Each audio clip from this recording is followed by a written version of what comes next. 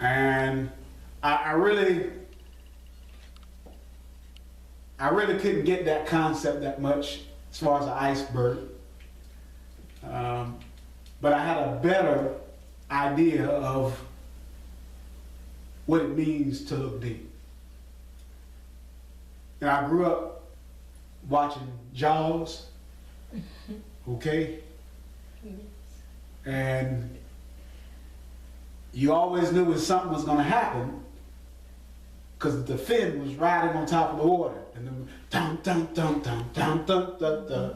Oh no, he's going to get him. He's going to eat him. Yes. We're in our lives, there's a fin. There's things that we can see, but what's dwelling under the waters? Is it a shark that's devouring us? Or is there a dolphin to love us? You know, dolphins, both of them have fin. What's dwelling within? Is there the nature of a shark, or is there a dolphin? I thought about a book. So oftentimes you heard the expression, don't judge a book by the cover. But you've got to go beyond the cover and find out what the pages are all about. We have to look within. So many times we're looking without, but God has also called us to look within. You need an awareness of yourself. Let's look at some scriptures. Get Psalm 5 and 9. You need awareness of your inner self. Come on, what does it say, Mary? It reads, my enemies cannot speak one truthful word. Yes. Their deepest desire is to destroy others. What is your deepest desire? What's your deepest desire? What do you want? And then after you find out what you want, you need to ask yourself why you want it. You got to make sure that this is fitting in the grand scheme and the plan of God.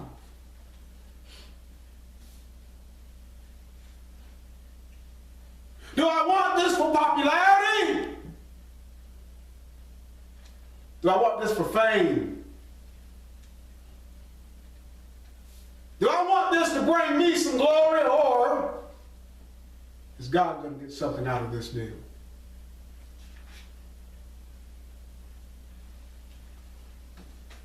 What are my desires? And why do I have these desires? I had a conversation with the Lord and myself on the way to work this week. And there's some things that I've wanted for a long time, but we've got to make sure that we put those in the proper perspective and under the microscope of what God has said in His Word.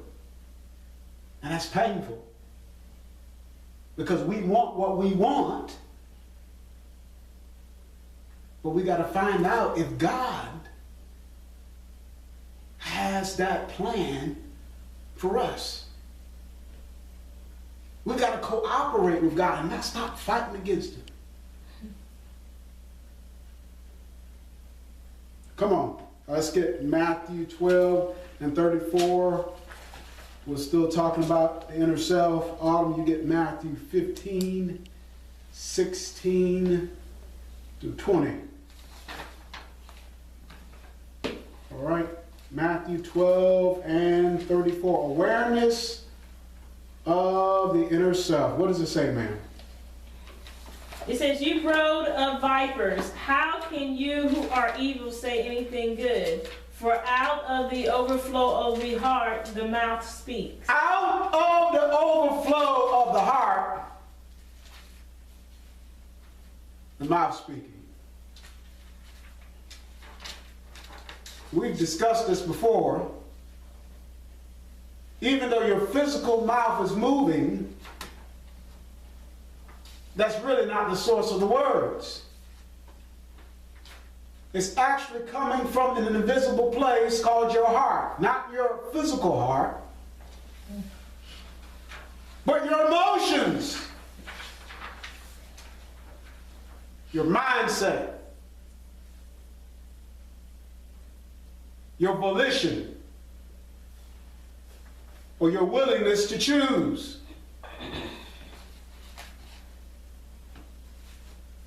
Come on, keep reading it, ma'am. It reads, for out of the overflow of the heart, the mouth speaks. The good man brings good things out of the good store. Listen, I don't care how much you try to hide it. There's only so long you can keep up the charade. After a while,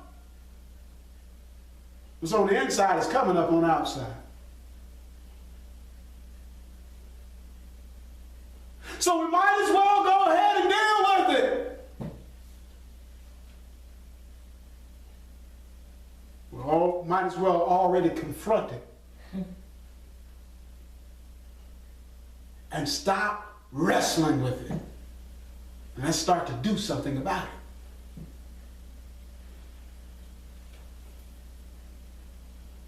So many times, unfortunately, we're in denial about ourselves. There's certain habits, certain patterns that we know we get trapped in.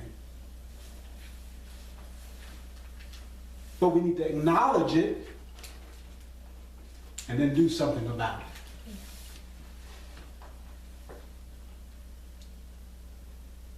You need to take a look within and then evaluate. Write it down if you need to. These are some things in my heart that have damaged me, that have hurt me. These are some things that I need help with.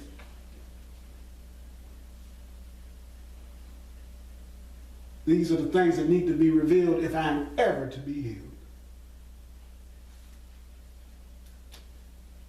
Matthew 15, 16 through 20. What does it say, man? Don't you understand yet? Jesus asked, anything you eat passes through the stomach. Wait a minute. You need to understand this. The disciples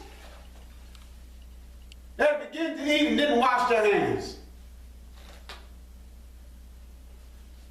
I admit that's not good hygiene. But the Pharisees, they said that this is a tradition or a custom, tradition of their elders. You need to go through the ritualization of washing your hands because it symbolically represents purity.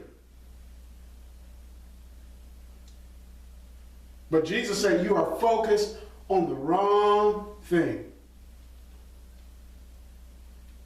Because you keep thinking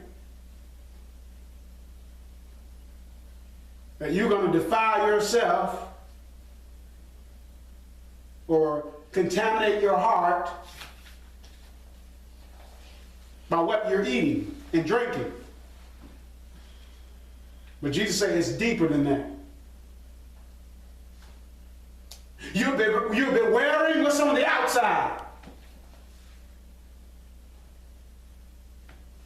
You know, Solomon and prophecy said, guard your heart, protect it.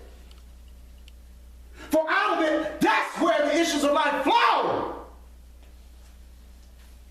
But you may be guarding on the outside.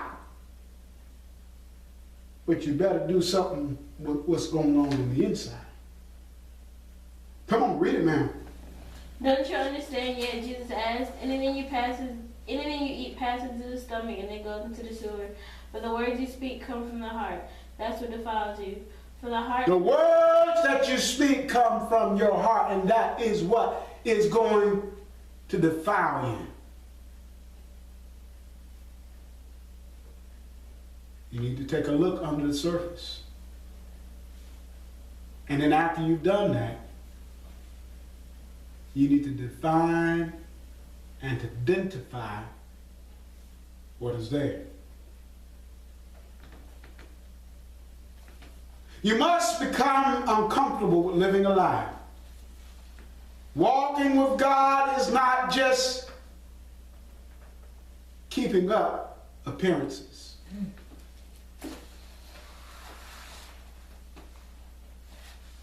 It's not. God wants a sincere commitment. He wants us to dedicate our lives to Him. He does not just want our talk. He does not just want our walk. But He wants our very thoughts to be engaged with Him, to be connected with Him.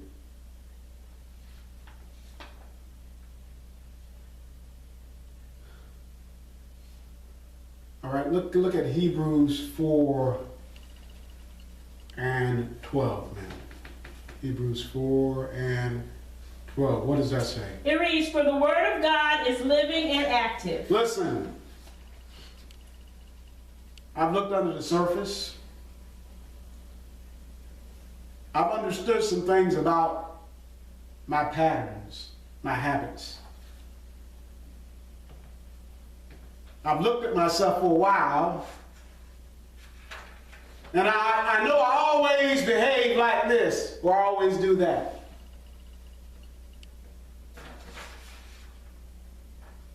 But there's help. There's hope. There's healing.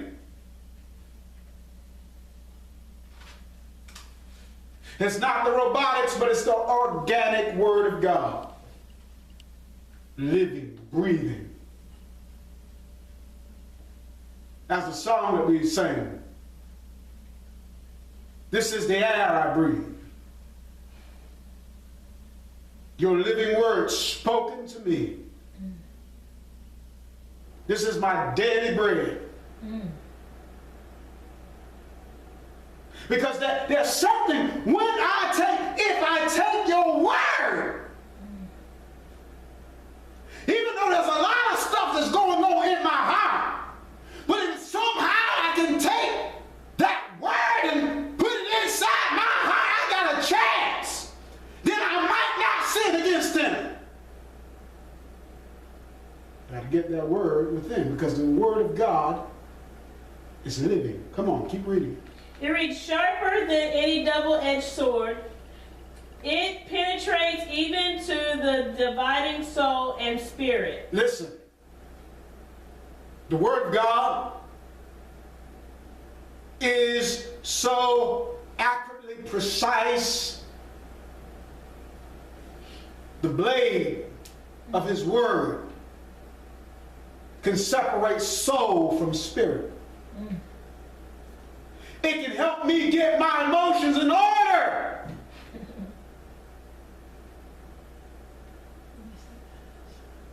Give me a healing. My soul! It needs some direction from my spirit. And for many years we've taught in the church, kill your soul. But you don't need to kill your soul, you need to command your soul. You need to tell your soul, I will bless. I'm not going to curse or complain. I will bless the Lord. Yes. At all times. His praise is going to continue to be in my mouth.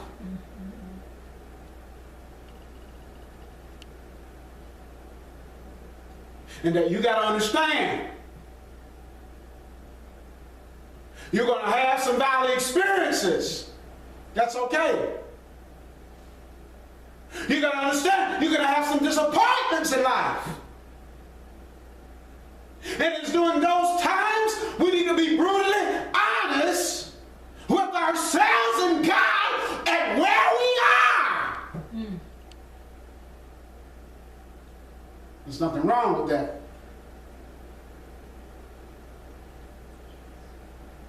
But then after we've acknowledged it, after we've seen it, after we've categorized it, then you got to do something about it.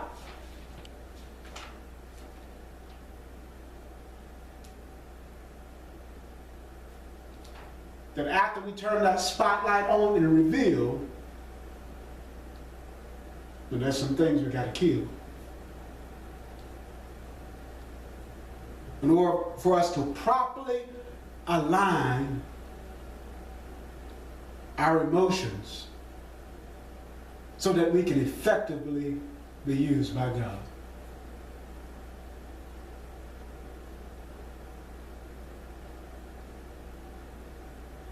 And many times in the Word of God, you know, the Apostle Paul, when he was writing to Timothy, he told him, God has not given you the spirit of fear, but of power, love, and a sound mind. But that same apostle, when he was writing about some of his missionary journeys, look it up for yourself. He said we had fears without and fears within.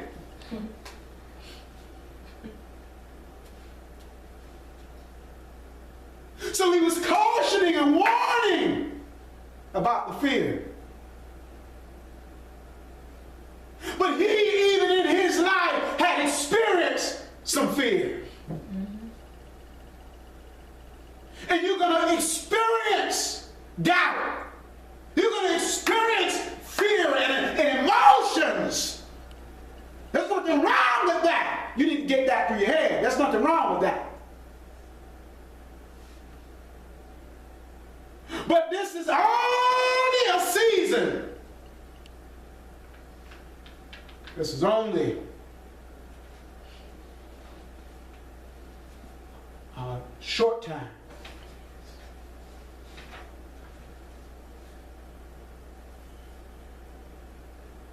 We must be willing to dig deep to start the transformation process.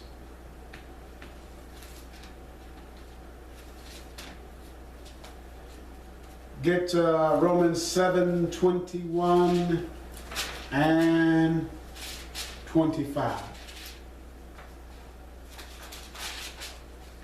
Only after you dig deep. Only after you've identified. Once you've identified, then it can be crucified. Yes. Romans 7 and 21. What does that say, man? It reads, so I find this law at work. Wait a minute. I want you to know this is the great apostle. This is the Apostle Paul, the one that was chosen by Christ after his ascension, who was knocked off of his beast on the road to Damascus,